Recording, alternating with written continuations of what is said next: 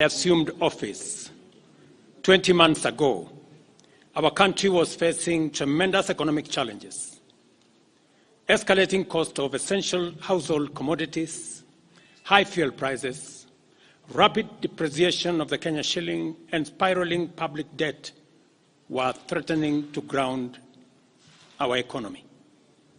My administration has worked hard and consistently so that today, the prices of essential commodities like unga have dropped from 240 shillings for a 2-kilogram packet to Kenya shillings 100, majorly attributed to our fertilizer subsidy program, the resilience of our farmers, and good rains that were given to us by God. During the period, we reduced the price of fertilizer also from 7,500 to 2,500. Petrol prices have come down from a high of 217 to now 187 a litre. The shilling has strengthened against the dollar from a high of 165 to now 127, 128. We have made significant progress in pulling the nation back from the brink of debt distress.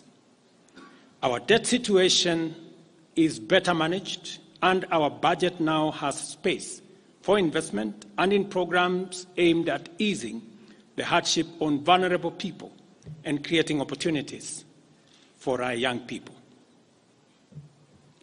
Our GDP grew by 5.6% last year, ranking Kenya among the 27 fastest growing economies in the world.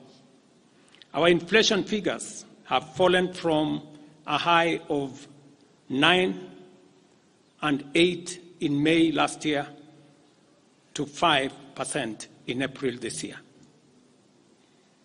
It is instructive for the nation to know that for every 100 shillings we collect as taxes, we spend 61 shillings in debt service. We have paid Kenya's Eurobond debt that was borrowed in 2014 of $2 billion that has been hanging around our neck. We paid the last installment of $500 million last week. Today, Kenya's debt burden is much less, more sustainable, and we are on course to redeem our country from the discomfort of debt and assert our sovereignty. Early this year, Treasury had proposed a budget of 4.18 trillion. I did direct that it be reduced by 200 billion to come down to 3.99 trillion. The Finance Bill 2024, generated to actualize this budget, underwent public participation, which resulted to concessions by which we agreed to drop proposals on VAT on bread, motor vehicle circulation tax, VAT on locally manufactured diapers and sanitary pads, as well as excise duty on money transfer services, among others.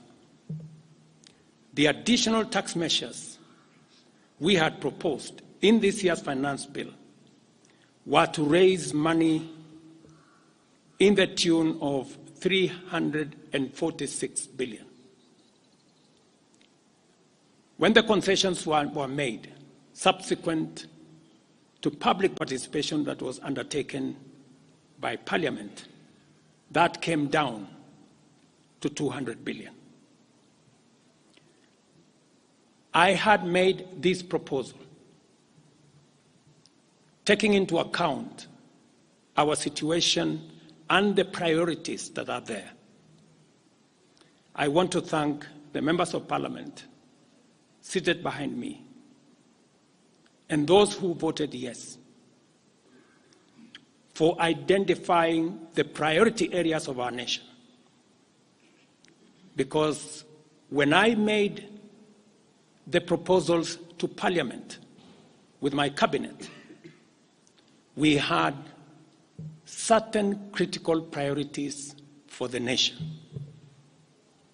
Number one is our agriculture.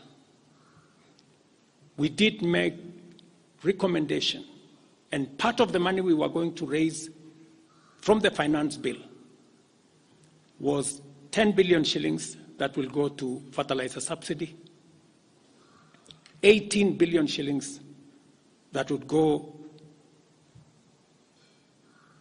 to making sure that junior secondary school teachers, 46 of them, 46,000 of them would be confirmed on permanent and pensionable basis.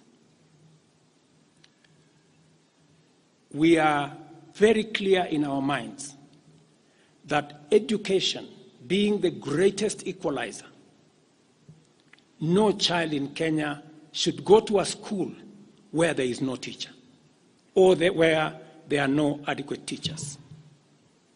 It is because of that reason that in this finance bill also, we had committed to hire an extra 20,000 teachers. We also had envisioned, because of the program of last mile connectivity to homes, especially in rural areas, we had committed 14.5 billion shillings, 50 million for every constituency for the last mile connectivity. Because we realize that there are many people who today cannot go to hospital because they cannot afford, because they have no health insurance. We had committed 6 billion shillings to operationalize our universal health coverage plan that would make it possible for every citizen to have a health insurance, those who cannot afford to be paid for by the government of Kenya, and to also operationalize the chronic illness fund that would make it possible for those who suffer from cancer, diabetes, hypertension, to be able to go to hospital, be treated, and go home without being asked for any money. We also had planned to put in money for our coffee farmers to retire the heavy debts that are bedeviling our coffee farmers. We also had allocated money for our sugarcane farmers to make sure that our sugarcane farmers get out of the debts that they're in. We had also committed to our milk farmers 2 billion shillings to make sure that every farmer is paid a minimum of 50 shillings per litre to make sure that these farmers, very hard-working citizens of our nation, get a fair return for their hard work and for feeding our nation. And that is why I commend these members of parliament for agreeing with us that all the priority areas I have mentioned were the right priorities to be funded. And by so doing, they supported the proposal to incorporate also the views of the people. These members of parliament came back to us after they went to listen to the people of Kenya. And they came back and reduced the budget on their own by 146 billion shillings. Notwithstanding all these concessions, it has become evident that members of the public still insist on the need for us to make more concessions. And because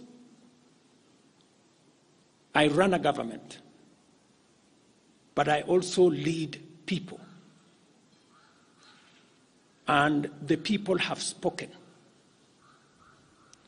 I am grateful to all the members of the National Assembly who voted yesterday affirmatively for the Finance Bill 2024 as amended on the floor of the House to incorporate the views generated through public participation.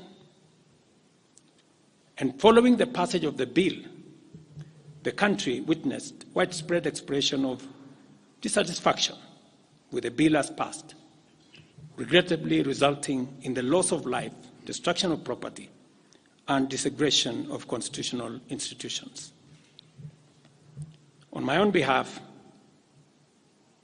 and on behalf of these members and many other Kenyans, I send my condolences to the families of those who lost their loved ones in this very unfortunate manner.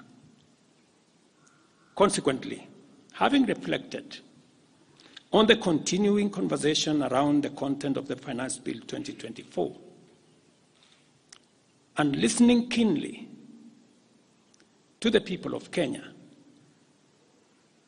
who have said loudly that they want nothing to do with this Finance Bill 2024, I concede, and therefore I will not sign the 2024 Finance Bill, and it shall subsequently be withdrawn, and I have agreed with these members that that becomes our collective position.